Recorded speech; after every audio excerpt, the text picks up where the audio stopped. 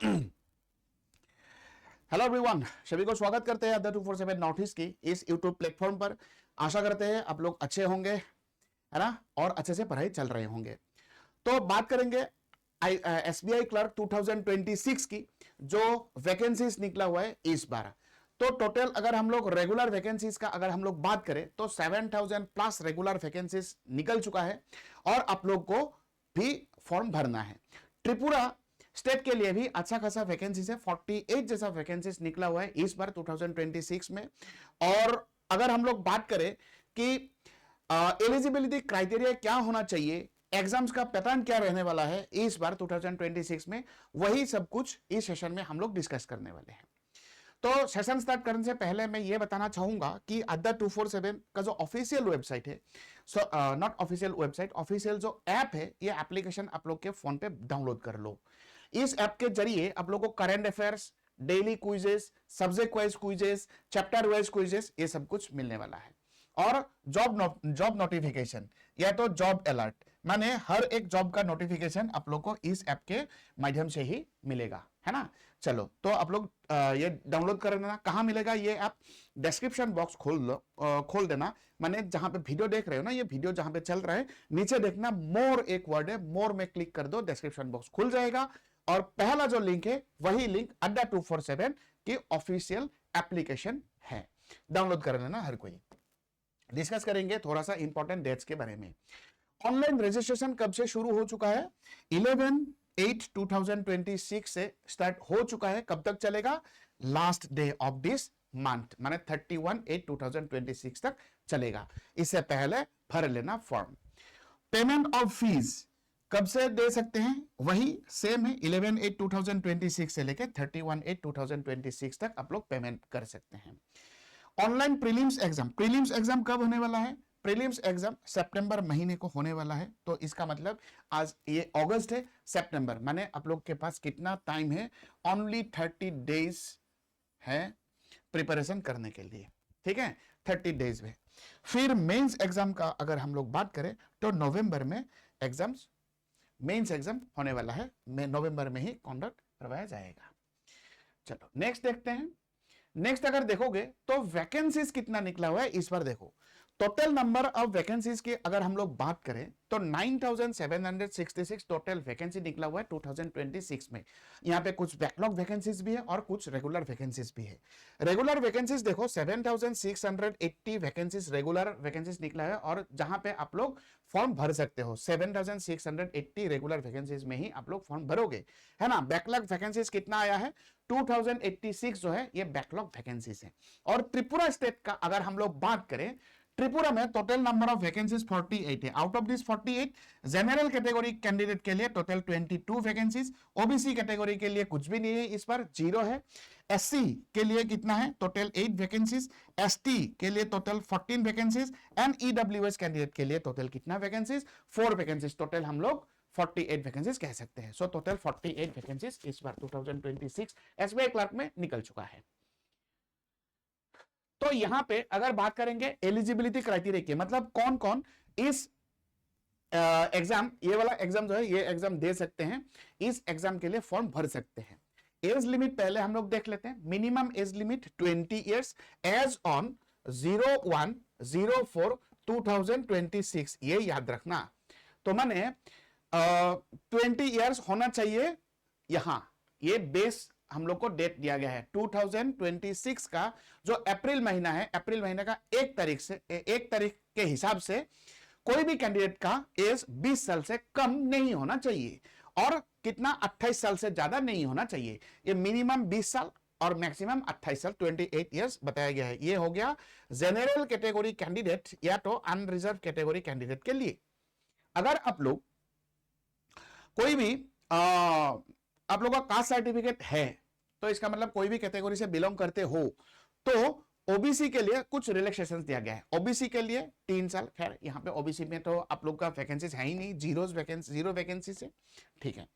तो ST SC के लिए 5 साल का एज रिलैक्सेशन एंड कोई अगर पीडब्ल्यूबीडी कैंडिडेट है तो 10 साल यहां पे एज रिलैक्सेशन दिया जाएगा। एक्स सर्विसमैन के लिए 5 साल एज रिलैक्सेशन दिया गया है, जो कि हर एक एग्जाम में दिया जाता है।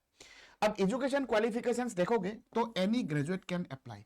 आप आर्ट्स से, कॉमर्स से, साइंस से, इंजीनियरिंग से, कहीं से भी ग्रेजुएशन मतलब कंप्लीट, मतलब क्या चाहिए यहाँ पे, सिर्फ और सिर्फ एक ग्रेजुएशन डिग्री चाहिए। यहाँ पे कोई भी परसेंटेज की पाबंदी नहीं है। अब 30 आपको 30% मिले तब भी आप दे सकते हो, 99% मिले तब भी ये एग्जाम दे सकते हो। लेकिन ये पैराग्राफ थोड़ा सा पढ़ लो, ये पैराग्राफ इंपॉर्टेंट है फाइनल ईयर स्टूडेंट के लिए।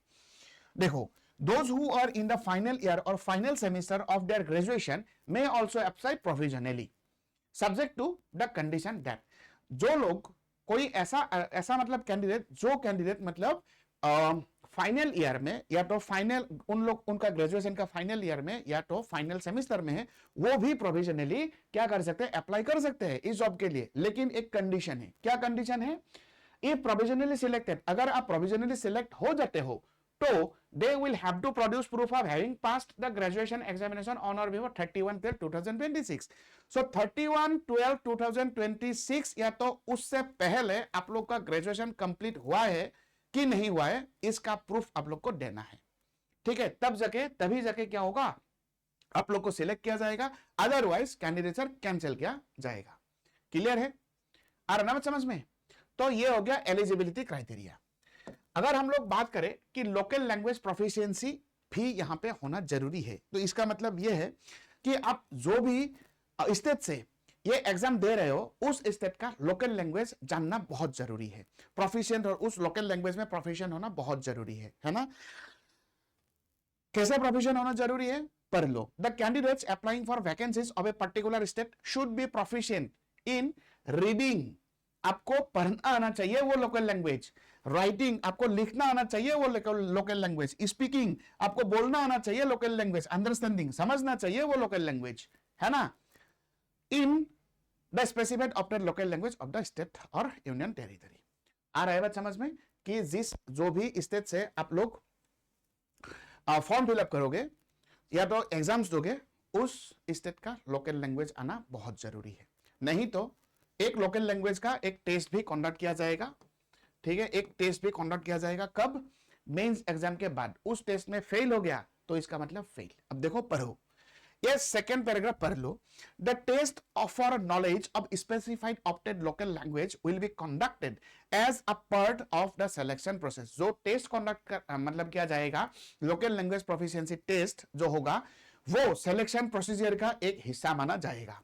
It will be conducted after qualifying the online main examination but before joining the bank। और ये टेस्ट कब कंडक्ट किया जाएगा, कब होगा ये test? After online main examination. जो मेन एग्जामिनेशन के बाद एलपीटी टेस्ट होगा, before joining the bank.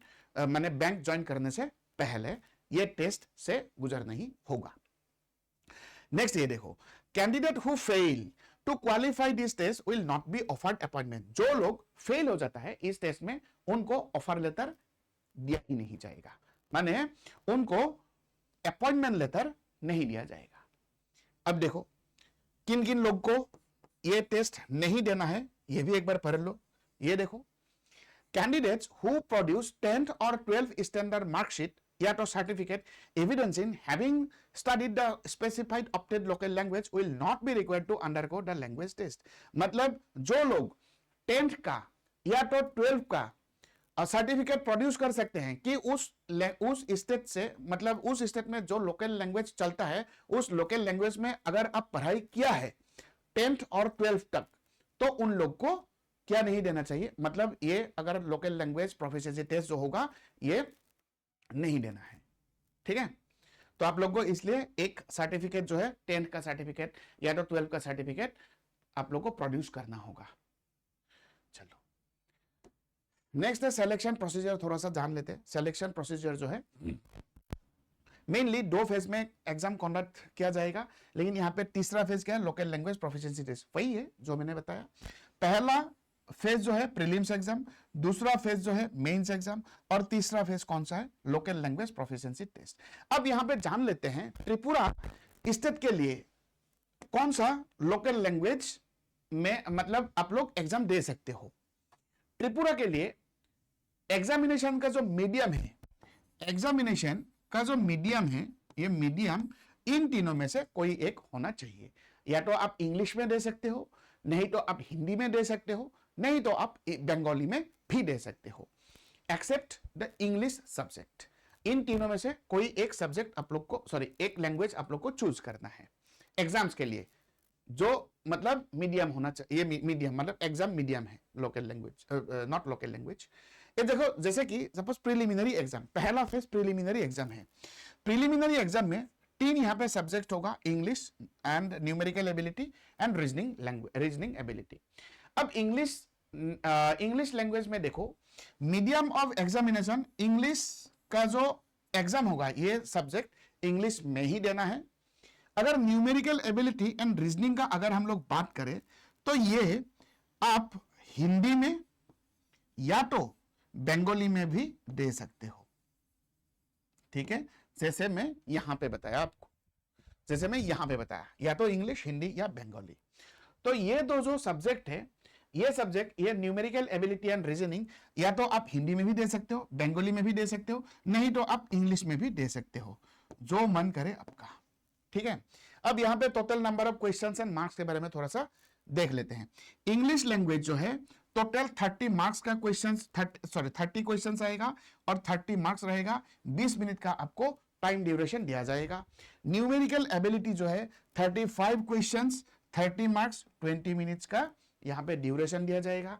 And reasoning जो है, रीजनिंग का 35 क्वेश्चंस होगा एंड 35 मार्क्स एंड 20 मिनट्स का ड्यूरेशन, माने टोटल 1 घंटे का ये एग्जाम होने वाला है। 100 मार्क्स का एग्जाम होगा और 100 क्वेश्चंस रहेगा। अगर हम लोग नेगेटिव मार्क्स की बात करें तो 1/4 जो होगा नेगेटिव मार्क रहने वाला है, माने 4 क्वेश्चंस अगर आप नेगेटिव, माने 4 क्वेश्चन अगर आप रॉन्गली आंसर कर देते हो तो 1 मार्क जो है ये डिडक्ट हो जाएगा। क्लियर? और ये एग्जाम ऑब्जेक्टिव टाइप एग्जाम होने वाला है, ये तो सभी को पता है। अब देखो मेंस एग्जाम के बारे में थोड़ा सा चर्चा कर लेते हैं। मेंस एग्जाम में देखो टोटल 4 सब्जेक्ट, एक सब्जेक्ट बढ़ जाता है। पहला कौन सा सब्जेक्ट बढ़ जाता है? जनरल एंड फाइनेंशियल अवेयरनेस जो है ये बढ़ जाता है। तो यहाँ पे जनरल अवेयरनेस, फाइनेंशियल अवेयरनेस होगा, general English, quantitative aptitude, reasoning ability, बस ये टोटल 4 सब्जेक्ट्स होने वाला है। यहाँ पे जनरल इंग्लिश सिर्फ आप इंग्लिश में दे सकते हो, बाकी जितना भी सब्जेक्ट है यहाँ पे आप चूज कर सकते हो, या तो आप इंग्लिश में भी देना चाहते हो तो दे सकते हो, हिंदी में देना चाहते हो तो दे सकते हो, बंगाली में देना चाहते हो तो आप दे सकते हो। यहाँ पे भी वही है, इंग्लिश, हिंदी, बंगाली, यहाँ पे भी इंग्लिश, हिंदी, बंगाली, इन तीनों में से कोई एक सब्जेक्ट, कोई एक लैंग्वेज आप चूज कर सकते हो। जनरल एंड फाइनेंशियल अवेयरनेस का टोटल नंबर ऑफ क्वेश्चन आएगा 50, मैक्सिमम मार्क भी 50 और ड्यूरेशन कितना रहने वाला है? टोटल 35 मिनट्स का सेक्शनल टाइमिंग है। इंग्लिश का अगर हम लोग बात करें, टोटल नंबर ऑफ क्वेश्चन 40, यहाँ पे टोटल मार्क्स भी 40 होगा और 35 मिनट्स का सेक्शनल टाइमिंग होगा। क्वांट एप्टीट्यूड का 50 क्वेश्चन और यहाँ पे मार्क्स भी 50 रहेगा, 45 मिनट्स का टाइम ड्यूरेशन रहने वाला है। Reasoning ability and computer aptitude का अगर हम लोग बात करें तो 50 क्वेश्चन, 60 मार्क्स एंड 45 मिनट्स, माने टोटल 2 घंटा, 2 आवर 40 मिनट्स का ये एग्जाम होने वाला है। टोटल 200 मार्क की ये एग्जाम है, 190 क्वेश्चंस रहने वाला है ना? ठीक है। अब यहां पे देखो नेगेटिव मार्क का अगर हम लोग बात करें, नेगेटिव मार्क कितना? वही प्रीलिम्स में जितना था मेंस में भी उतना ही है, 1/4, माने 4 क्वेश्चन अगर आप रॉन्गली आंसर कर देते हो तो 1 मार्क्स जो है ये डिडक्ट हो जाएगा, है ना? और ये जो एग्जाम्स होने वाला है ये भी ऑब्जेक्टिव टाइप एग्जाम है। ठीक, नेक्स्ट हम लोग बात करेंगे यहां पर लोकल लैंग्वेज प्रोफिशिएंसी टेस्ट होगा, third phase of this selection procedure. ये मतलब किस तरीके का होगा? Provisionally selected candidate not having studied class 10, 12 any of the specified local language of the states applied will have to appear local language proficiency। उन लोग को local language proficiency test देना होगा। लोकल लैंग्वेज प्रोफिशिएंसी टेस्ट में क्या क्या पूछा जाएगा, किस तरीके का क्वेश्चंस बनेगा, ये देख लो। Number 1 and number 2 non verbal test होगा और एक वर्बल टेस्ट होगा। नॉन वर्बल टेस्ट में सेक्शन 2 रहेगा, एक तो होगा ऑब्जेक्टिव टाइप क्वेश्चंस रहेगा, एक सब्जेक्टिव टाइप क्वेश्चंस रहेगा। ऑब्जेक्टिव टाइप क्वेश्चन में नंबर ऑफ पेसेस 3 होगा, नंबर ऑफ क्वेश्चंस 15 होगा, एक क्वेश्चन का 5 मार्क होने वाला है और टोटल मार्क 15 रहने वाला है। सब्जेक्टिव में भी 3 यहां पे पेसेस लिखने के लिए कहा जाएगा, और नंबर ऑफ क्वेश्चंस भी 15 और यहाँ पे मैक्सिमम मार्क भी 15। फार्मेलेबिलिटी में टोटल मैक्सिमम मार्क कितना 20 मार्क होगा। ये हो गया लोकल लैंग्वेज प्रोफिशिएंसी टेस्ट का फॉर्मेट। इसी फॉर्मेट में आप लोग को क्वेश्चन पूछा जाएगा, माने एग्जाम कंडक्ट करवाया जाएगा, ठीक है। अब लोकल लैंग्वेज, तो त्रिपुरा स्टेट के लिए लोकल लैंग्वेज कौन सा चाहिए, माने कौन सा लैंग्वेज के ऊपर आपको एलपीटी टेस्ट देना है। या तो आपको बंगाली आना चाहिए, नहीं तो आपको कॉकवर्क आना चाहिए। इन दोनों में से कोई एक लैंग्वेज आपको आना चाहिए। अगर आपका 10th और 12th तक सर्टिफिकेट है कि आप इन दोनों में से कोई एक लैंग्वेज में आप पढ़ाई किए हो, तो आप लोग को लोकल लैंग्वेज टेस्ट नहीं देना है। अगर नहीं पढ़ाई किया है तो आप लोग को देना होगा इन दोनों में से कोई एक लैंग्वेज में, ठीक है। बस इतना ही था। टोटल जितना वैकेंसीज निकला हुआ है त्रिपुरा के लिए 48 वैकेंसीज है। तो आप लोग अप्लाई करो, जितना हो सके उतना जल्दी, मतलब लास्ट डेट तक वेट मत करना, ठीक है। तो प्रिपरेशन करते रहो। और अगर आप लोग कहोगे कि मैथ्स, रीजनिंग एंड इंग्लिश का अगर आप लोग को क्लासेस चाहिए यूट्यूब में, तो हम लोग लेके आएंगे as per the demand, fine. और अगर पेड क्लास चाहिए तो पेड क्लास भी हम लोग लेके आएंगे, अगर आप लोग कहोगे तो, डिमांड होगा तो, ठीक है। बस इतना ही था।